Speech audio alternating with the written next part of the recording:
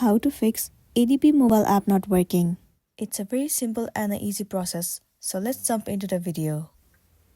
So the issue might arise due to the connectivity issue. In that case, what you want to do is, you have to check whether your internet connection is stable or not. So make sure that you are connected to the stable Wi-Fi. Once your connection is stable enough, the next thing you want to do is head over to your app store. Here in the search bar, search for ADP. Move into this app. Right here, instead of open, if it shows the option of update, then your application is not up to date, and it might be one of the reasons that you are facing this issue. If that's the case, then tap on update and update your application to the latest version. Once you have the latest version of the app, the next thing you want to do is head over to the settings of a device. Move into general.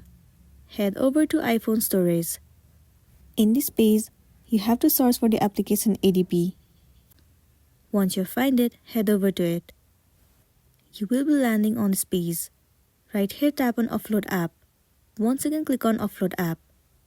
Offloading app means clearing the cache and the storage of the application. It will remove all of the unwanted bugs and make your application run smoothly.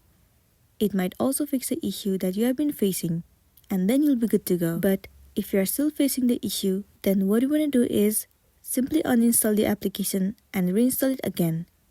Reinstalling the app will definitely fix your issue, and then you'll be good to go. So that's all for today, and this is simply how you can fix ADP mobile app not working. Make sure to smash the like button and consider subscribing if you found this video helpful. Well, if you have any queries, you can drop it down in the comment section below. We'll see you in the next one.